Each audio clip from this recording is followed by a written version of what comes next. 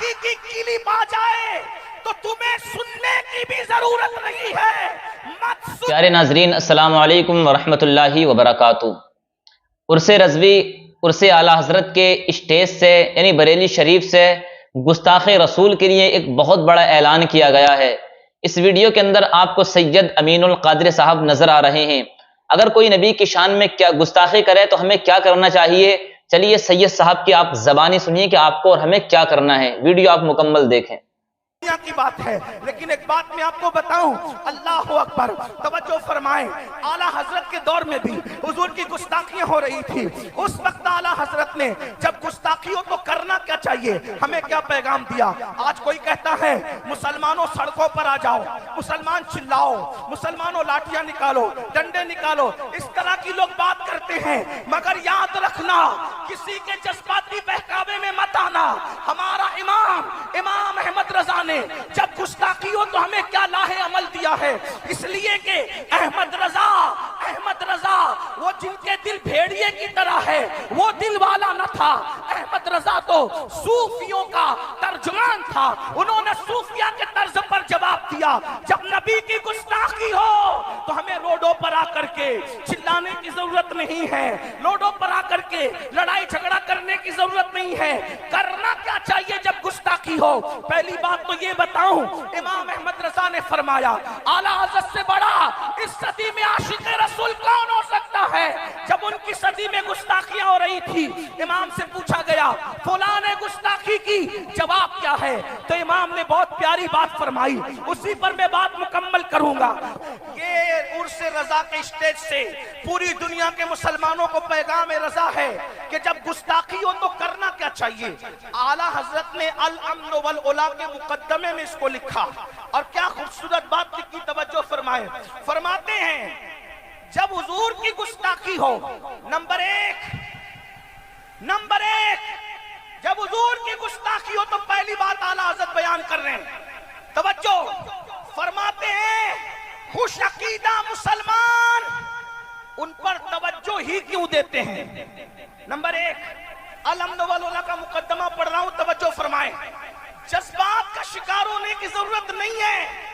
لوگ یہی چاہتے ہیں کہ تم روڈوں پر آؤ اور تمہاری کلپیں بنے اور پھر دنیا کو بتایا جائے کہ تم دہشت گرد ہو.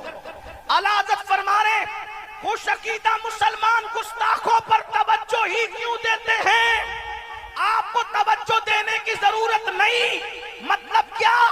آج کے تناظر میں کہوں، دور کے تناظر میں اگر گستاخی کی کلپ آ جائے تو تمہیں سننے کی بھی ضرورت نہیں ہے. مت سنو. جب سنو گے ہی نہیں تو دوسروں کو فارورڈ نہیں کرو گے تو یہ کمرے کے نامرد کمرے ہی میں دفن ہو کر کے رہ جائیں گے. ان کی شہرت کا سبب تو تم بنتے ہو کہ جیسے ہی کلپ آئی اس کو بھیجا، اس کو بھیجا. ہمارے اعلیٰ حضرت کہہ رہے ہیں ان پہ توجہ کرنے کی ضرورت نہیں، ان کو سنا ہی مت کرو. اور ایک بات کہوں، قاعدہ کلیہ کے طور پہ نہیں کہہ رہا ہوں، گالی دینے والوں کو جواب کے طور پہ کہہ رہا ہوں. پہلی بات، نبی کو کوئی یوں ہی گالی نہیں دیتا.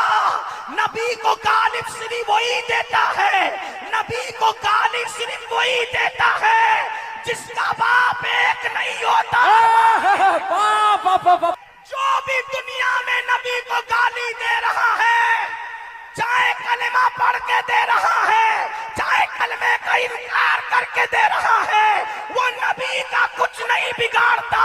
وہ تو بتاتا ہے کہ میں اپنے باپ کا نہیں بلکہ کسی اور کا. حق ہے. کیا بات ہے. اس لیے غیر حلالیوں کی یہ اوقات ہی نہیں ہے کہ عاشقان رسول ان پہ توجہ دے. ان پہ توجہ مت دو. نمبر ایک، توجہ مت دو ان پر. دوسری بات، اعلیٰ حضرت فرما رہے ہیں ذمہ داری میری، میں اعلیٰ حضرت کی بات اعلیٰ حضرت کے عرس میں کر رہا ہوں. توجہ ہے آپ کی. پہلی بات، توجہ ان پہ مت دو. مت سنو، نہ ان کی تحریر پڑھو نہ ان کی تقریر سنو. اگر آ جائے تو ڈیلیٹ کر دو، کسی کو آگے فارورڈ کرنے کی ضرورت. بولو آج سے ایسا کرو گے، انہیں سنو گے नबी को जो गाली दे उसकी बात सुनोगे नहीं।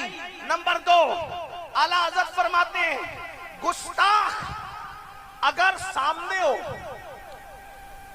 हो तो क्या करना। आला हजरत फरमाते सामने हो तो खामोशी। अलहम्दुलिल्लाह का मुकद्दमा पढ़ रहा हूं आपके सामने। नंबर 1, पहली बात आपने सुनी। दूसरी बात, गुस्ताख नबी को गाली देने वाला सामने हो तो क्या करे, खामोशी। और अगर वो पीठ पीछे हो, फरमाया फरामोशी। सामने हो तो खामोशी, सामने हो तो खामोशी, और पीठ पीछे हो तो फरामोशी। अरे गुस्ताख इस काबिल ही नहीं है कि उसके पीठ पीछे हम उसका जिक्र करें, इसलिए कि हमारी पाकीज़ा ज़बान है। नबी को गाली देने वाले नुत्फ़े नातहकीक के लिए नहीं है। हमारी ज़बानों का हाल तो ये है, दहन में ज़बान तुम्हारे लिए, बदन में है जा तुम्हारे लिए, हमारे यहाँ तुम्हारे लिए। उस्ताद सामने हो तो खामोशी, पीठ पीछे हो फरामोशी। और फिर फरमाते हैं अरे आशिकाने रसूल को तो करना ये चाहिए कि हर वक्त उठते बैठते सोते जागते जिक्रे मुस्तफा में करम जोशी। करना क्या है, सिर्फ नारे नहीं लगाना, सिर्फ नारे नहीं लगाना, रोडों पे मत आना। क्या करना, जिक्रे मुस्तफा में करम जोशी। क्या मतलब, क्या मतलब, हर वक्त जिक्रे रसूल, हर वक्त जिक्रे रसूल, हर वक्त जिक्रे रसूल। अब एक बात कहूं, हु करे हमद से थोड़ा सा गिला भी सुन ले। और से आला हसरत में आने वालों, अरे तुम क्या जिक्र रसूल करोगे, तुम क्या जिक्र रसूल करोगे। जिक्र रसूल आता ही कहाँ है। अल्लाह अकबर। बेटे की खतना हो तो नचनिया को बुलाते हो नाचने के लिए, बेटे की शादी हो तो डीजे लगाते हो गाने गाने के लिए। तुम्हारी औरतें भी रत जगहों में नाचती है, तुम्हारी बेटियां भी रत जगहों में नाचती है। अगर वाकई दिलों में इश्क होता, इश्क सिर्फ नारों का नाम नहीं है, इश्क सिर्फ रैलियों का नाम नहीं है, इश्क सिर्फ मेमोरेंडम का नाम नहीं है। आला हजरत कह रहे हैं उठो तो जिक्र रसूल, बैठो तो जिक्र रसूल। मतलब क्या, अगर बेटे की खतना है तो खतना में ढोल नहीं बजेंगे, उलमा को बुलाकर अज़मत मुस्तफा पे तकरीर की गई। इमाम अहमद रजा ने हमें जिक्र का पैगाम दिया, हुजूर के जिक्र के डंके बजाएं। अल्लाह ताला हम सबको जिक्र रसूल के डंके बजाने की तौफीक अता। देखिए, आपने मुकम्मल वीडियो को सुना सैयद साहब की। फरमाते हैं कि अगर कोई नबी की शान में गुस्ताखी करे तो आप जो वीडियोस उनकी आती हैं उनको ज़्यादा वायरल ना करें, क्योंकि वो एक ऐसे लोग होते हैं जो बंद कमरे में बैठ करके वीडियो बनाते हैं और हम उनको इतना आम कर देते हैं, इतना वायरल कर देते हैं वीडियो को। फिर उस बाबाओं को ये मालूम होता है कि ये दुनिया मेरे पीछे पड़ी है, ये दुनिया मुझे जानना चाहती है मैं हूं कौन। वो अपने आप पर फख्र महसूस करता है। तो अगर कोई ऐसी वीडियोस नजर आए उनको नजरअंदाज करें। इंशाअल्लाह हम नबी के लिए कल भी खड़े थे, हम नबी के लिए आज भी खड़े हैं। और इस वीडियो को दोस्तों में जरूर शेयर कर देना। चलिए मिलते हैं दूसरी वीडियो में, तब तक के लिए अल्लाह हाफिज।